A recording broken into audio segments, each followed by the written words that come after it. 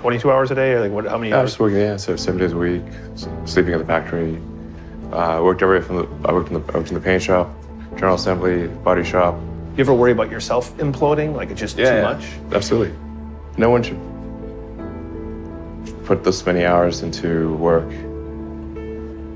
This is not good. And people should not work this hard. They should not do this. It's very painful. Painful in what sense? It hurts my brain and my heart. It hurts. This is not recommended for anyone. I just did it because if I didn't do it, then Tesla, good chance Tesla would die. I don't think you'd necessarily want to be me. It's very hard to turn it off all the time. It doesn't stop. When I was young, I didn't really know what I was going to do when I got older. I think when I was, 5 or 6 or something, I thought I was insane. Because it was clear that other people their mind wasn't exploding with ideas. It was just strange. It was like, I'm strange. Eventually I thought that the idea of inventing things would be really cool. The reason I thought that was because I read a quote from Arthur C. Clarke which said that a sufficiently advanced technology is indistinguishable from magic. And that's really true. If you go back, say 300 years, the things that we take for granted today you'd be burned at the stake for. Being able to fly, that's crazy. Being able to see over long distances, being able to communicate. This is stuff that really would be considered magic in times past. If I can do some of those things, basically if I can advance technology, that's like magic and that would be really cool. Were you a little naive when you thought I can easily build an electric car and a rocket? I didn't think it would be easy. Like I said, I thought they would probably fail. But creating a company is almost like having a child. So it's sort of like, how do you say your child should not have food? So once you have the company, you have to feed it and nurse it and take care of it, even if it ruins you. Yeah.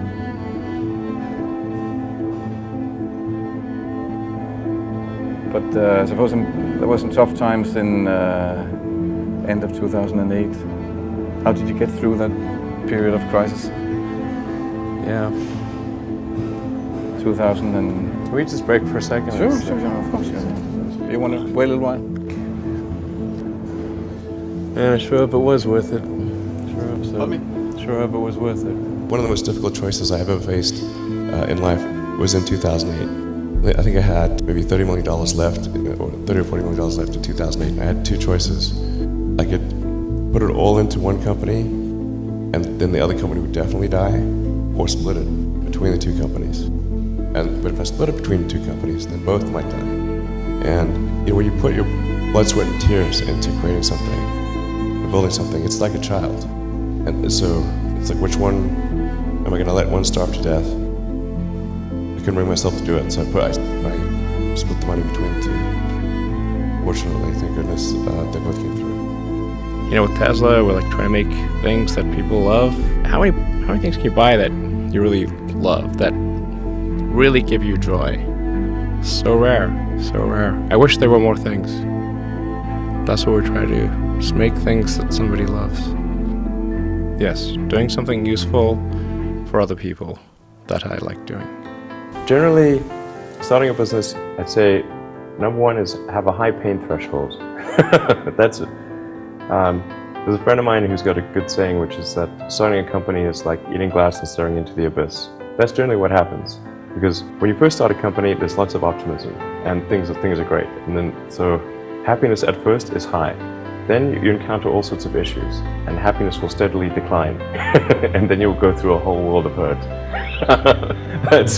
And then eventually, if you succeed, and in most cases you will not succeed, and Tesla almost didn't succeed, came very close to failure, then if you succeed, then after a long time you will finally get back to happiness. And I want to know, what is the one thing that has surprised you about your life? Well, I'm surprised by the whole thing, honestly. I certainly didn't expect for any of these things to happen, honestly. In fact, the only reason I started a company back in '95, an internet company, was because I couldn't get it. There were only a few internet companies, and I couldn't get a job at any of them. So I tried to get a job at Netscape, and sent my resume in and tried hanging out in the lobby, but I was too shy to talk to anyone. And then I was like, okay, well, I guess I'll have to start a company because I can't get a job anywhere. Really liking what you do, whatever area that you get into. Given that, even if you're the best, there's always a chance of failure. So I think it's important that you really like whatever you're doing. If you don't like it, life is too short. If you like what you're doing, you think about it even when you're not working. It's something that your mind is drawn to. And if you don't like it, you just really can't make it work, I think. Well, you want to do, and particularly if you're starting a company, you need to work super hard. So what does super hard mean? When my brother and I were starting our first company, I didn't have any money. In fact, I had negative money. I had huge student debts. In fact, I couldn't afford a place to stay and an office. So instead of getting an apartment, we just rented a small office and we slept on the couch. And we showered at the YMCA. And there was an ISP on the floor below us, just a little tiny ISP. And we drilled a hole through the floor and connected a null modem cable. That gave us our internet connectivity for like $100 a month. And we're so hard up, we had just one computer. So the website was up during the day, and I was coding at night. 7 days a week, all the time. And I briefly had a girlfriend in that period, and in order to be with me, she had to sleep in the office. So work hard, every waking hour. That's the thing I would say, particularly if you're starting a company. It's very important to actively seek out and listen very carefully to negative feedback. And this is something that people tend to avoid because it's painful. When friends get a product, I say, look, don't tell me what you like, tell me what you don't like. Otherwise, your friend is not going to tell you what he doesn't like.